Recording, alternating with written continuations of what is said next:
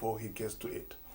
So expectedly, now he having won the presidential mandate to lead the nation in the next 4 years, as of now, he's planning to walk his talk. All the lofty goals he promised to attain in the course of the campaign is now assembling the team and then walking that talk.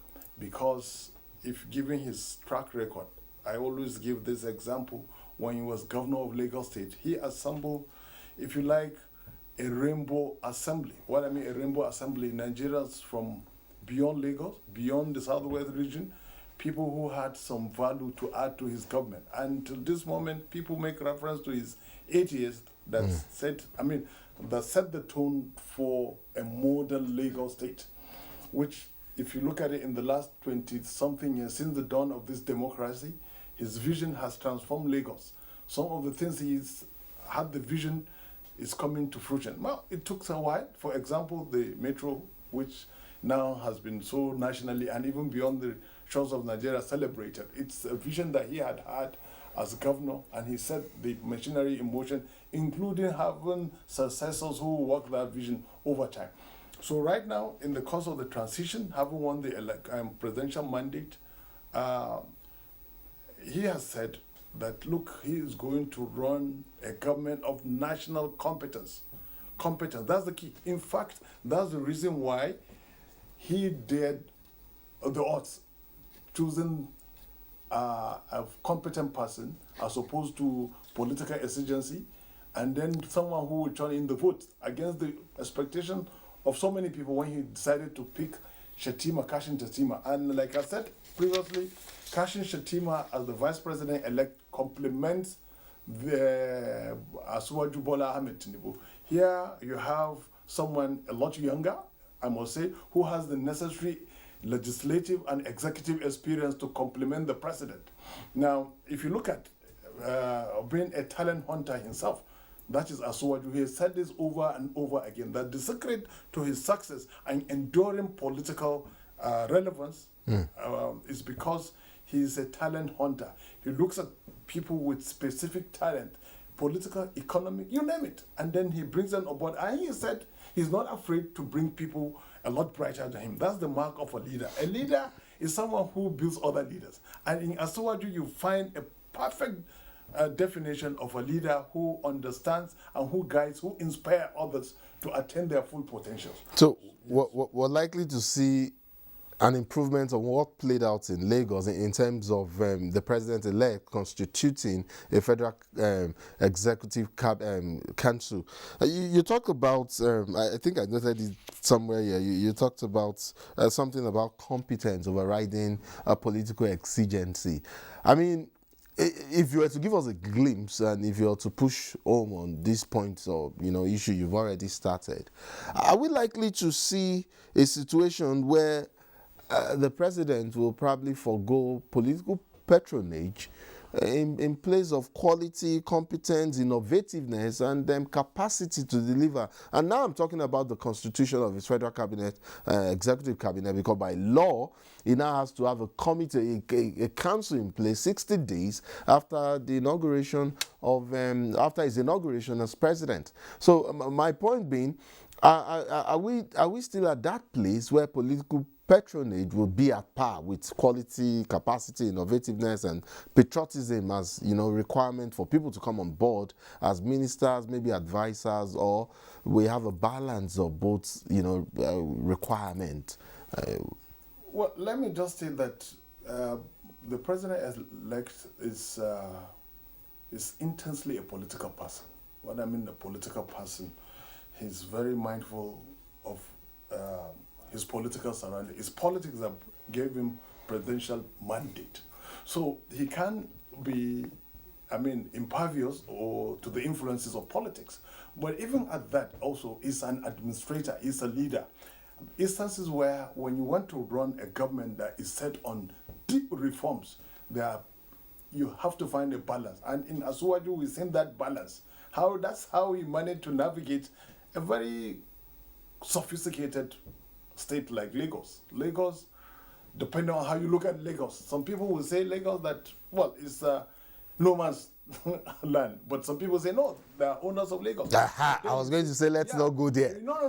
We know the road that took us to. Precisely, but you see, and this is Africa. Normally, when you get to Lagos, you see all Nigerians there. It's a melting point. It's a melting pot. That is it. It's like New York. All mega cities of the world are melting pots, so to say. If you go to a place where I come from, like Kano, Kano is a melting pot. You find all beyond even the shores of Nigeria.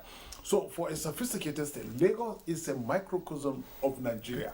So if Tinubu did the magic at the subnational, it will be a lot easier for him to do the magic. Don't forget that, like I said, what happened on February 25th was the culmination of years of planning. And that's why at one shot, Bola got the national mandate to lead Nigeria because he has been planning. Now, he hasn't been planning for all these years to be president of Nigeria. Look at the odds, look at the hurdles he crossed to get to where he is now. Mobilizing all of us, Nigerians, to one direction, at least supporters of the APC and supporters of Bola Ahmed Tinubu, into one direction, the direction of victory. So you can then say, look, take it for granted that he also know how to balance politics, the exigencies of politics, and the imperatives of running an efficient government. And in his 80-page document, listen out what he plans to do for Nigeria. He said it. Look, we cannot sacrifice what confronts the Nigerian state now. Is in a way, economic, political, social. It requires someone with the vision like he has, who identify talents. So there will be balance, political balance, because the Constitution is even clear about representation at the Federal Executive Council. It's clear. So he cannot violate the Constitution. But at the same time, also in fulfilling the constitutional requirements, competence cannot be sacrificed. This is key. So you find a balance. Yes. And he's a man who is used to walking a tightrope, who knows how to do this thing. Literally sleepwalking, blindfolded, he can do that. Really? Yeah. We'll see how that plays out. Yes. I think at this point we should make it clear to our viewer that Ali M. Ali is appearing in the stead of his principal, that is, of course, the president-elect of Nigeria, Bola Ahmed Tinubu. We normally on the mandate, it is what we do normally on the mandate is to talk to elected officials, those who just emerged from the just concluded round of general elections. And of course, in this instance, like we said, we aimed for the top, but the party, in their wisdom, nominated our guest tonight to appear on behalf of the president-elect. So I just wanted to put that out there so you understand what exactly is playing out here. He is not Bola Ahmed Tinubu, but he speaks for him at this point in time. So let's just go forward and talk some more about this transition. You are a writer yourself and a journalist. So I don't know if you've heard of Chidi Amata, who is also a journalist, an intellectual and literal critic as well. But I don't know if you also came across his last piece on the ensuing transition. It's a very long one. I gleaned off a portion of it just for you, so you would so I could read that to you and get your interpretation of what you think he said. If we have that already, I could just tell the director to put that up on the screen so that my guest sees it. Otherwise, I could just read from what I have here. Do we have it? We do not have it, I understand. So, Ali, I will just read for you. Amata says in his piece that there is so much in the present atmosphere that defiles the tradition of a civilized political transition season. Instead, the incumbent All Progressives Congress, APC, which is also the incoming triumphant squad, is consumed by an overwhelming nervousness. Instead of engaging the public in sensible debates about policy options and directions, the APC appears to have retreated into a perpetual campaign mode. Party hawks and attack hunts are still busy insulting our public sensibilities. They are berating, abusing, and profiling the election season opponent. It is as though the elections are not yet over. In the process, two dangerous things are happening. First, the polarization and bitter divisions in the country is being further deepened Second, the groundwork for a new climate of tyranny and authoritarianism is being laid. End of quote. How do you refute that analysis of the prevailing situation in Chidi Amuta's own words? Well, actually, if you listen to it, it would appear he's talking to himself, actually, giving a description of his own essay, which has been, I think, responded to by a more dispassionate responses, more dispassionate writers. What actually he said there, when I read that, I was a little bit. Oh, so you did come across it? A little bit disappointed, and also not saying, well, typically, it's not different than from what other writers, even some of them internationally recognized, who have fell into that head mentality. Because Chidi Amuta now, the description, what you read, that portion, is actually captures the tyranny of writers like Chidi Amuta, who, after the campaign, because clearly you can see where his support laid or lies. So it's actually responding to the head mentality of those who lost out in the election. Don't see any nervousness on the part of the APC or the government in waiting or the president-elect, because we're merely deflecting, responding. Well, some people will say in equal measure, the amount of bile and hate following the crushing defeat of certain political interests who were primed by partisan polls ahead of the February 25th election that put certain candidates ahead of others. And then when they came face to face with the reality of Nigerian politics, that polls actually do not give victory to people. The test of the pudding is actually in the eating. If you recall, before the election on February 25th, a lot of partisan groups conducted opinion polls.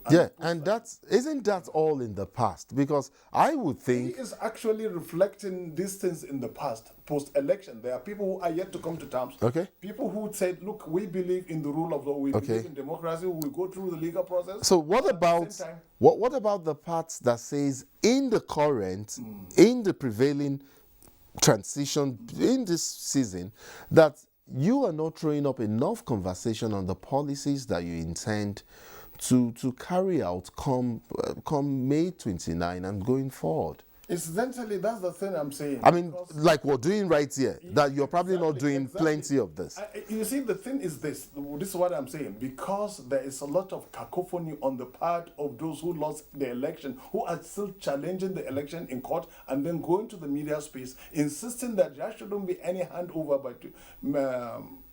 May 29th. We've seen it, especially, I don't want to call names. And Chidi Amuta is accidentally bought into the hype that the APC is nervous. This is why I say in essence, and because of the cacophony of those who lost in the election, trying to take away the legitimacy and the credibility of the election, we of course have to deflect, also respond to this, to straighten the record. And that's why all the things we've been doing, trying to transit, the things we've done, we've looked from the one when the president-elect was declared winner. He dropped the toga of partisanship, assumed the toga of a statesman, extended the hand of friendship, extended the hand of the Olive Branch, and said, look, let's come. Are we going to see more of this mending that you've just referenced now? The thing is, look at it. The president-elect in his acceptance speech said, look, we are not enemies. We are merely political opponents. And we are all patriots determined to change the narrative of the Nigerian state. Come together, let's work together. Some, till this moment, are yet to come. That's why they went to court. We say, fine, let's meet in court. But meanwhile, you had senior ranking members, people who aspired to lead the country, becoming more, expressing anti-democratic sentiments. And then the head mentality, there are people, if you look at recently, let me just give you one clear example, which is reflective of the mob, what Chidi Amuta is saying. The Time magazine listed the president-elect as one of the 100 most influential for, yes. The writer was so trolled in social media, she had to close her account. Who exhibits more of tyranny? So let's and I see what happened to Wale Soyinka. And these are examples of the tyranny of what Chidi Amuta is describing. I see that tyranny more I'll ask a pointed question now about, you know, and this is going forward now. Would a Tinubu presidency, of course, in addition to other things that he has promised, allow an environment where citizens, you know, thrive as, you know, ombudsman of the government, and I mean as quality control for public service in a manner that is free of oppression and suppression, whether it is in the public service or in the private? Absolutely. It's a total Democrat. He's a total Democrat. You've seen that, and that's why, look at in his political trajectory, there are people who in the past have shared different political persuasion from his camp, and they're still, some of them, they even run against him in the primaries. And but why are they now? They're together. One clear example is the president of the Senate. I don't want to mention names, but I want to give one specific instance. And he has allowed people to express, to disagree, and then when finally they, come around, they still accept them. So what more evidence do people want beyond this? Okay. So, and again, and this is also looking forward now. How would he, or rather, is he gearing up to end this empty pocket syndrome that cuts across the middle class spectrum, knowing already that those, you know, on the lower rungs of society are worst it? Well, and I don't know, when do we begin, or would we begin to see people with more money in their pockets, considering rising inflation and inability to even, for some people, to pay back what they borrow? Well, that's a very timely question. When will we see the middle class actually having sufficient to associate, like you said, the empty pocket syndrome, if you like? And I think in his economic blueprint, in his action plan, he did mention that, look, unless you stimulate production and you substitute import, because the Nigerian middle class is hopelessly hooked on imported, is hopelessly hooked on consumption of foreign goods. So unless you have this import substitution, you grow what you eat, you grow what you require at home, you do that perhaps for years to come. And he plans to do that. And in his economic blueprint, how to increase the value chain in agriculture, and then, like I said, import substitution. Instead of going abroad, encourage these big-time manufacturers to come establish their plants here, thereby generating income. And then, of course, they'll be getting certain incentives like tax relief, and then once you do that, perhaps the middle class now will be saved from its own addiction of consumption with little resources, and then rising inflation. If you look at Nigerian economy, cannot be isolated from the global economy. True. Worldwide. If you go to Europe, right now they are facing acute shortages, compounded by the war going on in Ukraine. And if you know, Ukraine, that belt is a major food supplier to the rest of the world, energy supplier to the rest of the world. You know, in rounding off, and I do not want us to go into all we talked about. You and I talked about most of these issues during the campaigns, and of course, hope renewed. That's what your party called the document for its presidential campaign, and there's plenty, so much. In fact, I remember saying that the promises are so much, it's almost sounding, and that they are so sleek, that it's almost sounding, what was the word I used for it again? Well, it's not coming right now. Yeah. But then I felt, and these are plans that look very similar to the ongoing National Development Plan that the Buhari administration, evolved or came up with to run between 2021 and 2025, which recognizes the multifaceted and interlinked, nature of sustainable development in Nigeria. Your principal plans to do something like that. I'm just wondering how he intends to avoid that mistake, that loophole of misplaced priority, and having a sustained culture of implementation. Very quickly, if that's possible. The beauty of it all, maybe what it will come a lot easier for him is he's coming from a private sector background, who has experienced legislative and executive power in the past. Now he has this model, so many models. He has the Buhari model, for example, to learn from, the Jonathan model, the Eradu model, all this in the dawn of this republic. So these are sufficient models for him to avoid certain pitfalls. And then again, it's more importantly, assembling the right workforce, the right talent, and then when you mix them, blend them together, in no time, perhaps you begin to reverse some of the depressing narrative that has characterized the Nigerian state. Ali M. Ali, Deputy Director, Media and Publicity, APC, PCC. I would like to thank you once again for coming to our studios. It's been a delight talking with you. It's always a delight. I mean, I hope after inaugurations, or well, before inaugurations, we'll be able to have you back here and for you to throw more light on some of these issues. Thank you so much for coming on The Mandate. Thank you for having me. Thank you. And that's it for tonight. The Mandate returns on Wednesday and then Friday. I will tarry till then and let you know what interesting public official will be our next guest. My name is Nnamdi Otikpo. Bye for now.